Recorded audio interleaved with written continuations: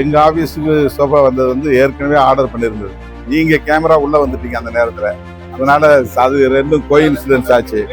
அவர் வந்து அதிமுகவில் உருவாகி இருக்கிற ஒரு அணி தலைவர்களை அல்லது அந்த சட்டமன்ற உறுப்பினர்களை சந்திக்க போன போது நிகழ்ந்த ஒரு நிகழ்வை தாவேக்காவோடு நாங்கள் பேரம் பேசிக் கொண்டிருக்கிறோம், பேரம் படிவதற்காகத்தான் காலம் தாழ்த்துகிறார்கள் என்று வாய்க்கு வந்ததையெல்லாம் வாரி இறைத்தார்கள்.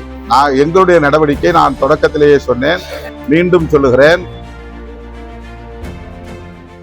மே 17ஆம் தேதி தமிழ் தேசிய எழுச்சி மாநாடு நடத்துவதாக அறிவித்திருந்தோம். பின்னர் அதனை தள்ளி வைப்பதாக அறிவித்தோம். தேதி பின்னர் அறிவிக்கப்படும் என்கிற அறிவிப்பையும் செய்திருந்தோம். அதே வேளையில் மே 17 முள்ளிவாய்க்கால் நினைவேந்தல் நாள். உலகம் முழுவதும்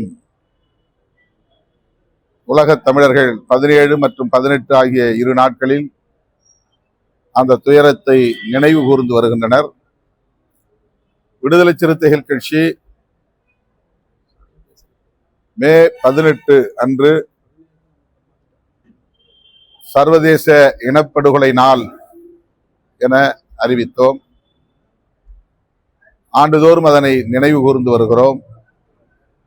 அந்த வகையில் இந்த ஆண்டும் சர்வதேச இனக்கொலை நாள் நிகழ்வை மே 17 தலைமையகத்தில் நடத்த திட்டமிட்டிருக்கிறோம். தமிழ் தேசிய எழுச்சி மாநாட்டுக்கான ஒரு முன்னேற்பாட்டு கூட்டமாகவும்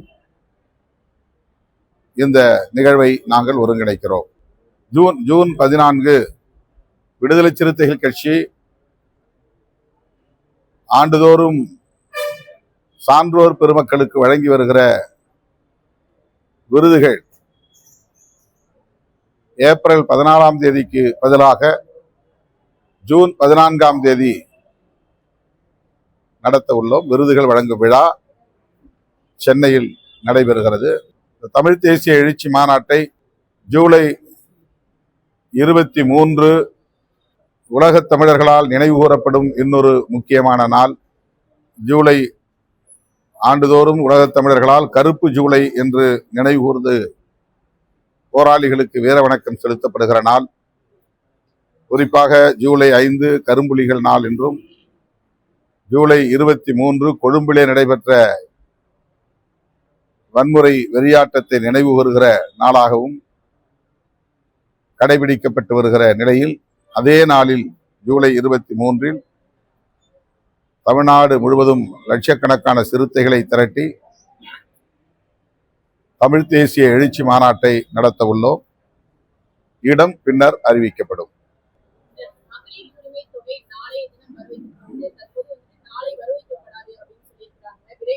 என்ன சொல்லியிருக்காங்க?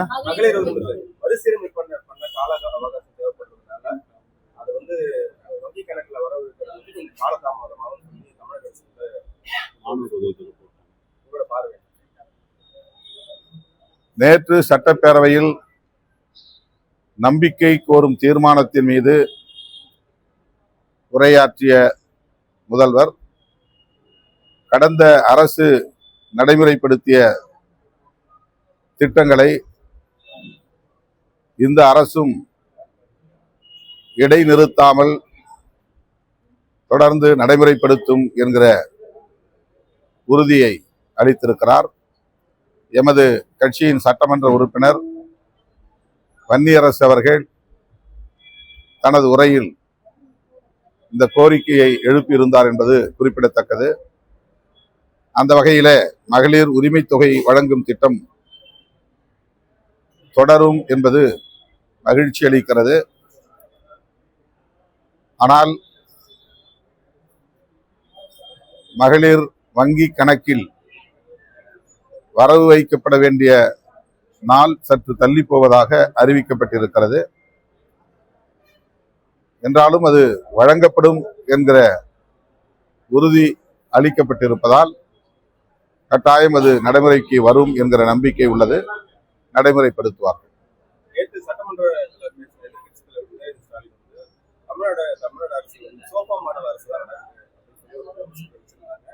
ரிலேட்டடா நம்ம ஆபீஸ்க்கு விஜய் அவர்கள் வரதுக்கு முன்னாடி வந்து ஒரு சோஃபா வந்து சிவி சண்முகத்தோட ஆபீஸுக்கு அங்க ஒரு சோஃபா வந்து விமர்சனமா சமூக வலைதளங்கள் வச்சிருக்காங்க. உங்களோட பார்வை.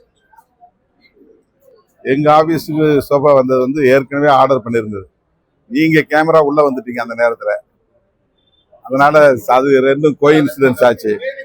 சட்டமன்றத்திலே பேசுறாரு, கட்சி அலுவலகம் சோபா போகுது, பின்னாடியே புதிய முதலமைச்சர் போறாரு. அது விசிக அலுவலகத்தை வச்சு அவர் சொல்லல. அவர் வந்து அதிமுகவில் உருவாகி இருக்கிற ஒரு அணி, அந்த அணி தலைவர்களை அல்லது அந்த சட்டமன்ற உறுப்பினர்களை சந்திக்க போன போது நிகழ்ந்த ஒரு நிகழ்வை சுட்டிக்காட்டியிருக்கிறார் என்று கருதுகிறேன். நம்ம இங்க வரவே இல்லை. நம்ம நேத்து பேசின அதிமுக முதலமைச்சர் சிவி சண்முகம் ஒரு தலித் முதலமைச்சராகும் வாய்ப்பு வந்து தமிழக அரசியல உருவாச்சு. ஆனா வந்து எடப்பாடி பழனிசாமி வந்து கருத்து விருப்பம் கருத்து பதிவு பண்ணிருக்காரு. உங்களோட பார்வை. அது பற்றி எனக்கு எதுவும் தெரியாது. அங்க என்ன நடந்தது, அவர்களுக்குள் என்ன உரையாடல் நடந்தது, எதுவும் நமக்கு தெரியாது. நான் ஏற்கனவே சொன்னேன், எனக்கு தெரிந்த எனக்கு நெருங்கிய சில நண்பர்கள் என்னிடத்தில் இப்படி ஒரு பேச்சு போய்கொண்டிருக்கிறது என்ற தகவலை சொன்னார்கள். மற்றபடி பின்னால் என்ன நடந்தது என்பது எனக்கு தெரியாது. நாங்கள் அதற்காகத்தான் காத்திருந்தோம், காலம் தாழ்த்தினோம் என்பதை போன்ற ஒரு தோற்றத்தை திரும்ப திரும்ப பலரும் பேசிக் கொண்டிருக்கிறார்கள். ஒரு சிலர் தாவேக்காவோடு நாங்கள் பேரம் பேசிக் கொண்டிருக்கிறோம், பேரம் படிவதற்காகத்தான் காலம் தாழ்த்துகிறார்கள் என்று வாய்க்கு வந்ததையெல்லாம் வாரி இறைத்தார்கள். எங்களுடைய நடவடிக்கை நான் தொடக்கத்திலேயே சொன்னேன், மீண்டும் சொல்லுகிறேன், அழுத்தமாக சொல்லுகிறேன், தெளிவாக சொல்லுகிறேன். இடதுசாரி கட்சிகள் எடுக்கிற முடிவை ஒட்டி எங்கள் கட்சியின் உயர்நிலை குழுவில் நாங்கள் விவாதித்து அதை ஒட்டிய முடிவை எடுப்போம் என்று சொல்லியிருந்தேன். அதிலே எந்த தடுமாற்றமும் எங்களுக்கு இல்லை. இடதுசாரி கட்சிகள் 8ஆம் தேதி காலையில் செயற்குழு, மாலையில் மாநில குழு, இந்த 2 குழுக்களிலும் எடுத்த முடிவை நாங்கள் அன்றைக்கு மாலை அறிவிப்போம் என்று எங்களுக்கு சொல்லியிருந்தார்கள். ஆக அவர்கள் அதிகாரபூர்வமாக எடுக்கப்பட்ட முடிவு என்ன என்பதை அறிந்த பிறகு அந்த முடிவை முன்வைத்து எங்கள் தோழர்களிடையே நாங்கள் கலந்தாய்வு செய்வது என்பதை இடதுசாரி கட்சிகளின் தலைவர்களுக்கே தெரியப்படுத்தியிருந்தோம். ஆக அவர்கள் 4 மணிக்கு சொன்னார்கள், நாங்கள் 2 கட்சிகளும் இந்த முடிவை எடுத்திருக்கிறோம் என்று. ஏற்கனவே நான் 5 மணிக்கு ஆன்லைன் மீட்டிங், அதாவது எங்களுடைய உயர்நிலைக்குழு கூட்டத்தை ஜூம் ஆப் வழியாக நடத்துவதென்று சமூக ஊடகங்களிலேயே அறிவித்து விட்டோம். என்னுடைய பேஸ்புக்கிலே அது போடப்பட்டிருந்தது. வாட்ஸ்அப் மூலமாக அந்த 30 பேர் தோழர்கள், கட்சியினுடைய பொதுச் செயலாளர்கள், துணை பொதுச் செயலாளர்கள், அமைப்பு செயலாளர்கள் மற்றும் சில முன்னணி பொறுப்பாளர்கள் அடங்கிய குழு, அந்த குழுவை நாங்கள் 5 மணிக்கு உயர்நிலை குழுவை கூட்டுவதாக அறிவித்தோம். 6 மணிக்கு கூடினோம். நான் போய் சேர்றதுல கொஞ்சம் லேட் ஆச்சு. 5 மணிக்கு எல்லாரும் ஆர்கனைஸ் ஆயிட்டாங்க. அந்த கூட்டம் 8:45 வரையில் நீடித்தது. அன்றைக்கு முதல் நாளே நான் சொல்லியிருந்தேன், எங்கள் கூட்டம் முடிந்து அடுத்த நாள் காலையில் தான் அறிவிப்போம் என்று நான் சொல்லியிருந்தேன். ஆனால் அபிஷியலா யாருக்கும் நாங்கள் அழைப்பு விடுக்கல. அதாவது ஊடகவியலாளர்களுக்கு இது மாதிரி பிரஸ் மீட் இருக்கு வாங்கன்னு நான் யாருக்கும் சொல்லலை. நான் இடையில சொன்ன கருத்தை வைத்துக்கொண்டு என்னுடைய அலுவலகத்திற்கு 11 மணிக்கு எல்லோரும் வந்து விட்டார்கள். அந்த ஆன்லைன் கூட்டத்தில் எடுத்த முடிவு 2 கருத்துக்கள் இருந்தன. ஆதரவு அளிப்பதிலே யாருக்கு மாற்று கருத்தில்லை. அன்கண்டிஷனல் சப்போர்ட், இடதுசாரி கட்சிகள் நிபந்தனையற்ற ஆதரவை வழங்கியிருக்கிறார்கள், அதை போல நாமும் வழங்குவதா அல்லது அமைச்சரவையில் இடம்பெறுவதா என்கிற 2 கருத்துக்கள் இருந்தன. இறுதியாக தலைவர் எடுக்கிற முடிவு என்னவோ அந்த முடிவுக்கு நாங்கள் கட்டுப்படுகிறோம் என்று முடித்தோம் அந்த கூட்டத்தை. ஆக நான் பொதுச் செயலாளர்கள் 2 வரை சொல்லியிருந்தேன் தங்கியிருந்த இடத்திற்கு. அவர்கள் வந்து சேர 12 மணி ஆகிவிட்டது. அவர்களோடு கலந்து பேசுவதற்கு எனக்கு ஒரு அவகாசம் தேவைப்பட்டது. உடனே நாங்கள் எங்கோ திரைமறைவில் ஏதோ பேசிக் கொண்டிருக்கிறோம் என்று எங்களை பிடிக்காதவர்கள், எப்போதும் எங்கள் மீது காழ்ப்பை கொட்டுகிறவர்கள், அந்த சந்தர்ப்பத்திலும் எங்களுக்கு எதிரான அவதூறுகளை பரப்ப தொடங்கினார்கள். எங்களுடைய சட்டமன்ற உறுப்பினர் வன்னியரசு அவருடைய தந்தையுடைய நினைவிடத்தில் போய் அஞ்சலி செலுத்தி விட்டு வர வேண்டும் என்று விருதுநகருக்கு போய்விட்டார். அது அவரே எடுத்த முடிவு. அவர் போயிருந்தார் அவருடைய தந்தை நினைவிடத்திற்கு. அவர் அடுத்த நாள் 9ஆம் தேதி காலை 8:45 மணிக்குத்தான் சென்னை மதுரை விமான நிலையத்தில் அவர் விமானம் பிடித்து இங்கே வந்து சேர 10 மணிக்கு மேலாகிவிட்டது. நான் இருக்கிற இடத்தை தேடி பிடித்து வருவதற்கு 12 மணிக்கு மேலாகிவிட்டது. ஆக சட்டமன்ற உறுப்பினர்கள் கையெழுத்திட்டால் மட்டும்தான் ஆதரவு கடிதத்தை தர முடியும். காட்டுமன்னார்குடி எம்எல்ஏ ஒரு இடத்தில் தனியே தங்கியிருக்கிறார். நான் தங்கியிருந்த இடம் அவருக்கு சொல்லப்படவில்லை. அவருக்கு 12:30 மணிக்குத்தான் நாங்கள் சொல்ல முடிந்தது. ஏனென்றால் பொதுச் செயலாளர்கள் வந்து பேசிய பிறகு, வன்னியரசும் வந்து சேர்ந்த பிறகு அவரும் வருவது சரியாக இருக்கும் என்று நாங்கள் தகவல் கொடுத்தோம். பிறகு நாங்கள் பேசினோம்.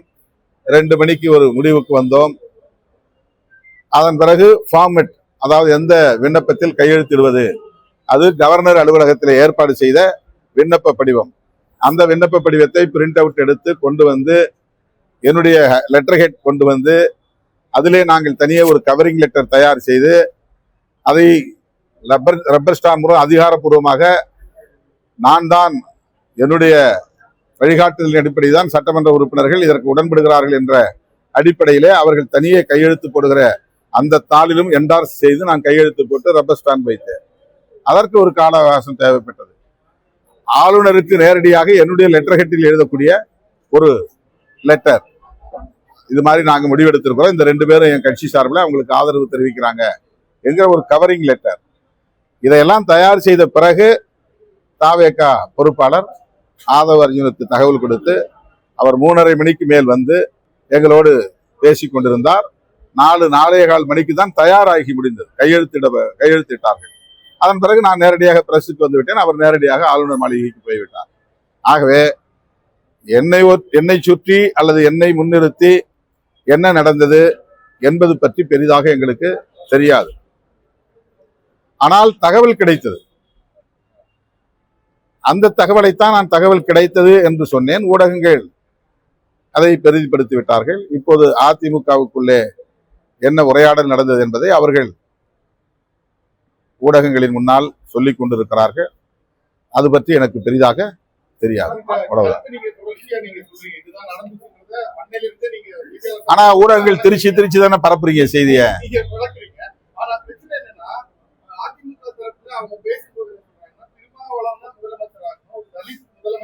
அது அவங்க ஸ்ட்ராட்டஜிங்க, அவங்க ஸ்ட்ராட்டஜி.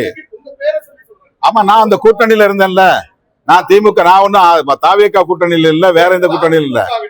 அதுதாங்க எனக்கு தெரியாதுல. அதிமுக வந்து எங்களுக்கு திமுக கூட்டணியில நாங்க இருக்கிறதுனால அவங்க அதை பத்தி பேசியிருப்பாங்க. அவ்வளவுதான்.